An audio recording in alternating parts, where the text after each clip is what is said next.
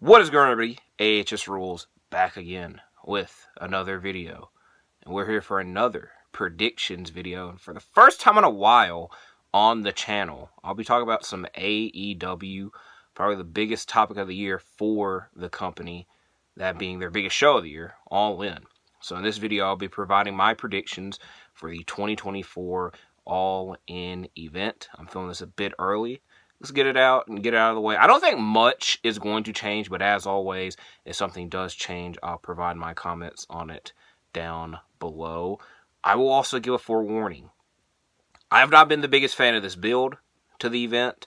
I find myself questioning a lot of things and not being a fan of a lot of the things that are taking place on this event, so I will highlight that when I talk about them when I'm providing predictions. So there will be a lot of side tangents in this video, so this might be a lengthy prediction video as well. And I'll also say that I've been saying this for like the past year with AEW pay-per-views, is that I don't enjoy the build. I feel they do a lot of questionable stuff to get to the actual pay-per-view itself that I, again, just don't like. But then once we get to the pay-per-view, very little problems, and they provide great pay-per-view product. And this is the biggest show of the year. If it didn't, it would be a massive wet fart, but I do not expect that. But as of right now, we have 10 matches scheduled. The first one to talk about, the first one that would take place on the night on the buy-in, Chris Statlander and Stokely Hathaway versus Willow Nightingale and Tomohiro Ishii, which, good thing for Wikipedia, because all my notes are from Wikipedia, so not the most trustworthy source, but I did learn some things. But the winning team of this match gets to choose the stipulation for Statlander versus Nightingale at All Out, which, another reminder, because I'll have to have some All Out predictions in the next 2 weeks. Next week, I'll have Bash in Berlin predictions, so we get 3 straight weeks of pay-per-views, premium live events, if you want to be too stingy. So that's obviously the first one to talk about. With that added wrinkle, going into it, I thought Nightingale and Ishii would win. I think that I'm still going to go that route and pick Willow and Tomohiro, with Stokely getting dropped on his head at least once, potentially twice. Next, the Casino Gauntlet match. Now, I thought originally that this... I still don't know, to be honest. Wikipedia might have confused me some more. The names here are Orange Cassidy, Mark Briscoe, Kyle O'Reilly, Hangman Page, Evil Uno. Then it said 17 TBA. Now, with the Casino Gauntlet, I think this is the one where 2 people start out and then every so often another participant comes out and whoever gets the first pin wins. Not 100% sure if that is the matchup, because if it's Casino Royale, I feel they would have announced it. Also, side tangent, I wish that we would quit calling all these Battle Royales gauntlets casinos. I think it would only make sense if we did that for Double or Nothing or Las Vegas events, but this has been going on for 5 years now. Probably no change will happen. That being said, I think out of the announced participants, I would pick Hangman Page, but I want to write down for my actual prediction a wild card, someone that is not announced, and I'd be extremely surprised if they are not on this event, because they're on the poster and have not been seen in a minute, but I'm going to predict them to win this match, Jon Moxley. It's the biggest show of the year. He does a lot for AEW. I would be extremely surprised if he does not participate in some way or fashion. He has not been seen in a hot minute, but I'd expect him to show up. But if I had to pick somebody out of the announced participants, I'll say Hangman Page. I'd give myself half a point there. Now, FTW title, last chance match, Chris Jericho versus Hook. Again, for the past year. I've been saying this for the past year, and it's something that has been going on for the past couple of years. And I'm not going to say I've came around on my thought process of Jericho, but a lot of my free time, I watch a lot of wrestling. And Chris Jericho is 9 times out of 10 involved in some way, format. 2002 Jericho with the weird goatee, underrated era. 2008-09 Jericho where he comes out in the suit. The list, Jericho. Jericho has had a great wrestling career. And I don't even remember what I've been saying for like the past year. I've just said some type of change needs to happen. Now, the main issue I've had with Jericho in AEW is that he gets in these long-ass rivalries that once we get to the end of it, we're like, thank you. I'm glad it's done. We don't enjoy it. Him and Adam Cole. To be fair, that rivalry didn't go as long, but no one really benefited and enjoyed it. Even we had a random Sabu cameo that still feels forgotten. Him and Ricky Starks. I know you can't really say his name in AEW, but no one really enjoyed that rivalry. Him and Eddie Kingston had great moments, but I will forever not be a fan of this rivalry because of the ending, because of the way that freaking barbed wire warrior match went. I did not like it. Him and MJF went on for almost a whole year feuding. And it did benefit him, but a moral of the story is that Jericho ends up in these long-ass rivalries that everyone ends up hating, or a majority end up hating in the end. And this one is no exception, because this has been going on since at least March, maybe even February, if we want to be exact. I'm going to predict Hook. I also would not be that opposed if the FTW title is retired after this and just end it and have Hook go on to do something else and to end the championship with Hook and not with Jericho or anybody else. And it gives Hook a chance to do something new and move on to something fresh. And again, with the case with Jericho, I'm not in the majority that are like, go away, please go away. Because the reason I was highlighting those versions of Jericho is like, I appreciate what Jericho's done in his wrestling career. And I at least want that to be acknowledged, where I'm not going to ignore it like some fans would. But change needs to freaking happen. I don't know how it happens. There's probably several ways we could solve it. We need to have that happen soon. I was going to say have it happen in 2025. No, have it happen soon. Next, Trios title ladder match. The defending champions, the Patriarchy, versus the Bang Bang Gang, the House of Black, and a team to be determined on Collision. Blackpool Combat Club's Claudio Castagnoli and Wheeler Yuta with the Bastard Pac, or Top Flight and Leo Rush. So if you're on Wikipedia like I was, you already know. I ain't going to say it to spoil it, because I don't expect either of those two teams to win this match. I'll be speaking about Pac detailed later on in this. I would not be that surprised if the Bang Bang Gang won, just to give them a big... I don't know. I'm going to hope it's the Patriarchy, because I just feel that this reign has begun. But I wouldn't be surprised. It's a big show, have a title change. But I'm just going to stick with the Patriarchy. Also, a lot of people to be involved in a ladder match. And another AEW pay-per-view this year with a ladder match. Because we had one at almost lied. Forbidden Door and Dynasty. I almost said Double or Nothing. There might have been one. I don't think there was. Now, going back to another tag team title match. The tag team title match. The Young Bucks, FTR, the Acclaimed, three-way dance. I'll go ahead and apologize. Because I feel I will take some of the blame for the tag team title division.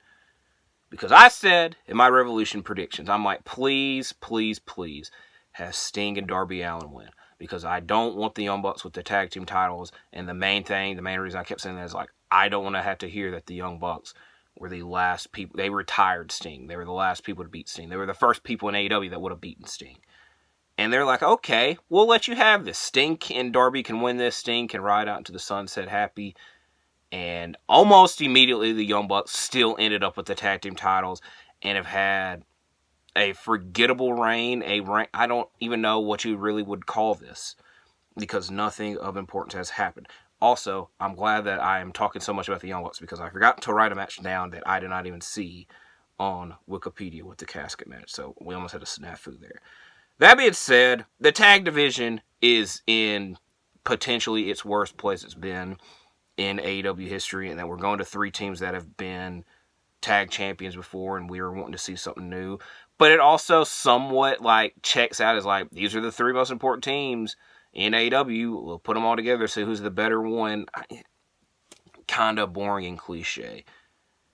The thing is, I want to see something new happen, and anybody I predict, I don't really see that being the case.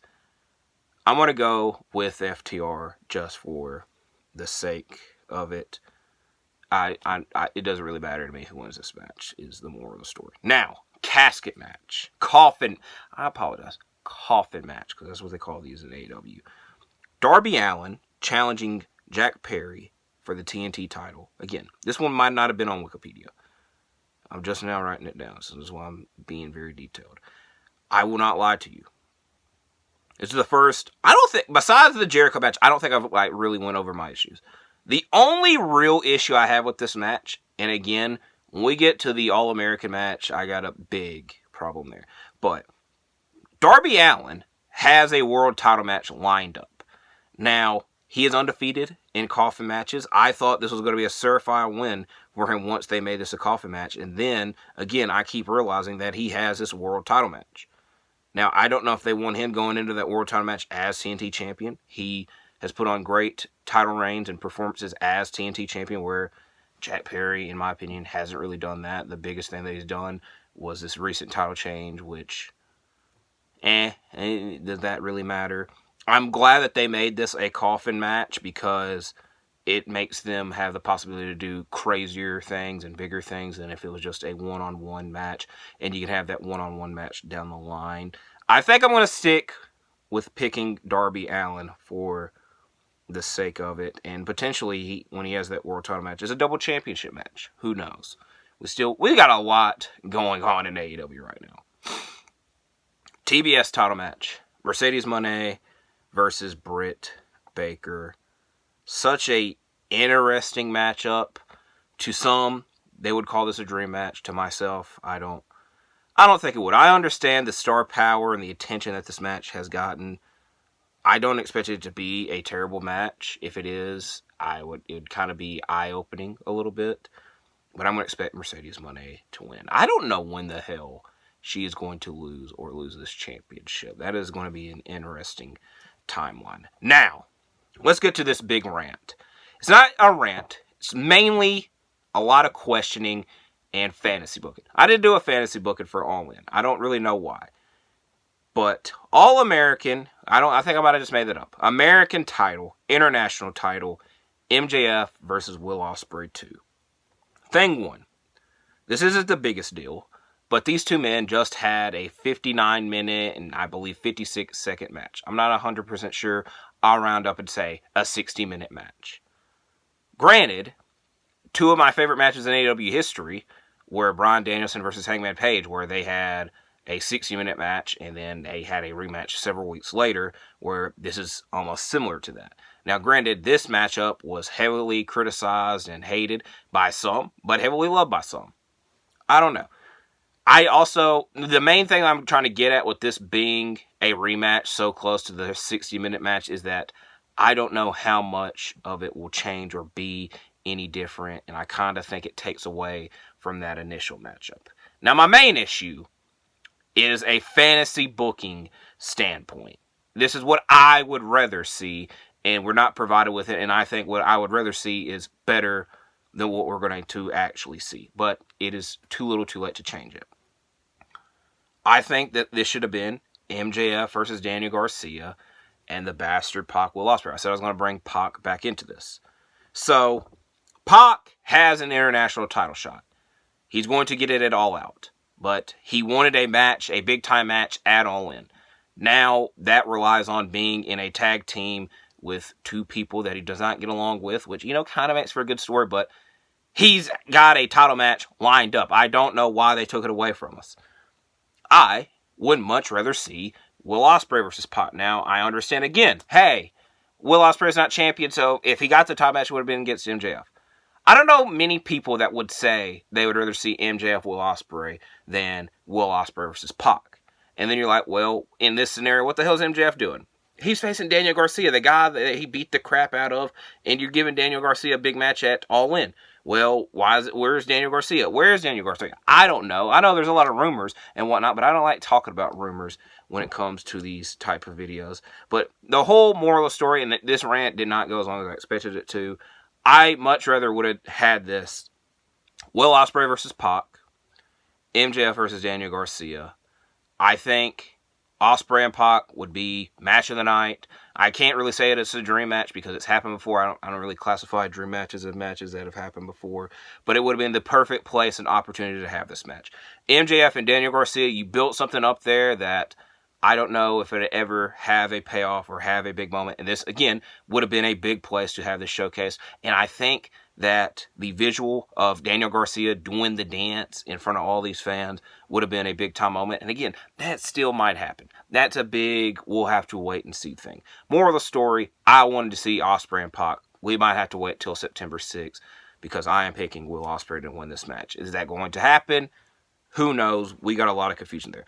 More of the story, and again, this is kind of what I was getting with the TNT title match, is that I overthink this guy has a championship, but he's challenging for another championship. So, like, with Pac, him going for these dang trios titles, he's already got an international title match. Well, I don't know. Why isn't he worried about that? With Darby Allin, he's got a TNT title match. Why isn't he worried about his world title match? I understand. And he earned, what is funny, is that he earned, though, both title matches in one night, because he got the TNT title match at Blood and Guts, because he made them sacrifice and get that matchup. And then later on, he won the Royal Rampage match that got him the world title shot. So that is actually kind of crazy. And I might have just spoken a big old lie because this has been extremely confusing and whatnot. But I know for certain that he has a world title match lined up. And Pac has an international title match lined up. So I'm going with Will Ospreay. And maybe they put on a good match and all this doesn't matter. And we, again, at some point, I'm going to hope we get Will Ospreay and Pac. If we don't, I feel this rant and questioning was much well deserved. Now, to these final two matchups. Women's title match, Toni Storm, Mariah May. Great build, great history between the two. I expect a great match and moment to come from this. I could see Toni Storm winning because Mariah May might not be ready for the moment. But I, again, think this is a big time and a big place and a big show to end Toni Storm's reign. So I'm going to pick Mariah May to win the matchup. And we'd get something different in the women's title division. It's now our main event for the AEW World Championship, the final count, the potential final countdown. Bryan Danielson versus Swerve Strickland. Now, I'm not necessarily complaining with this, but I am questioning. And I've been questioning this for years since the initial announcement was made of Bryan Danielson's retirement. Now, if you listen to what I say before I provide my prediction, it kind of alludes to who the hell I'm predicting. But Bryan Danielson said that he wants to go part-time and that 2024 is going to be his last year full-time. When the hell is that supposed to... Is that going to be at the end of 2024? I'm done. I'm going to be part-time. Now, granted, if he loses this match, it's done. Don't have to worry about him coming back, etc. To be fair, in wrestling, retirements don't really mean as much because we've seen people that have come back from career-ending injuries. Like, Stone Cold was like the one guy who's like, yeah, I'm retired, I'm not coming back. It took him 19 years to come back out of retirement. Nigel McGuinness, another one of those guys. But, you know, if you've been listening to interviews and him talking, that retirement promised by him might be gone. So with Danielson, I don't know. I really don't know what the hell being part-time means after that and what all that entails. Again, if he loses his match, he has to retire. Again, I've picked Bryan Danielson in several championship matchups in his AEW history, and he's lost every time and let me down. So, this will be the last time that this happens because I am picking Bryan Danielson to win. And hopefully, we get a lot of dream and crazy matchups to happen in the short time period. So, I did not complain as questioned as much as I expected to. Again, I like AEW. I care about AEW. I do think that a lot of content creators are out there bashing on AEW just to get attention, where I'm not really doing that. But there's definitely concerns and questions and these thoughts that pop out of my mind. That's why I don't make a lot of videos talk about this stuff, because I don't want to be kind of linked in that area. If that's your area, okay. I don't really have the biggest problem with that. But I just see myself for the past year, when we come to these pay-per-view predictions, being legit bothered by some of the stuff that we would be seeing in the way that we're getting to some of those things. And this is the biggest show of the year. I don't really want that to happen, and it happened. So that's why I wanted to address it here. Also, it's been a while since I have actually talked about AEW, and I talked about it here. I'll have to talk about it again soon, because All Out is, I believe, September, let me double check. Because we got a loaded, I want to give y'all we got a lot of stuff coming up. First of all, sometimes I forget the freaking date. But we got All In this weekend, for certain. We got week 0 in college football, which I'm not the biggest football fan, but when football is on, it is watched. AEW All Out. Because I don't want to get the date wrong. Because I think it's September 7th. It is September 7th. It is a Saturday. September 6th, my Green Bay Packers play the Philadelphia Eagles.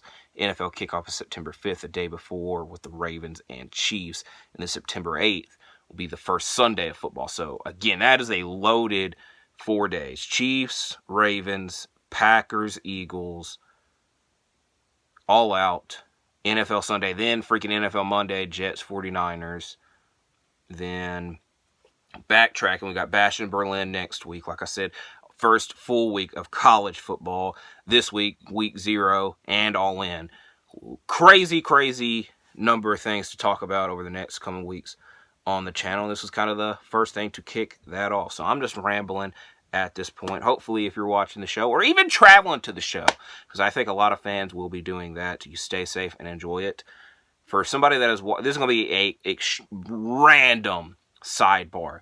But I've been watching, review ROH every week on the channel, and they announced All In, this All In, like a whole year ago, and every week for about a year, they've played a commercial for it. And I would say, yay, I don't have to watch it anymore, because I hate seeing the same thing over and over again. And I've had to do that for a year. Where now, I'm probably going to have to worry about that with All In 2025, because they already announced it. So that would be my next hurdle I have to overcome. But again, not the biggest problem. I'm just rambling. Need to wrap the video up. So again, enjoy your weekend. Stay safe. Like and subscribe. And I'll see you in the next one. Check out my ROH review tomorrow as well. I'm out.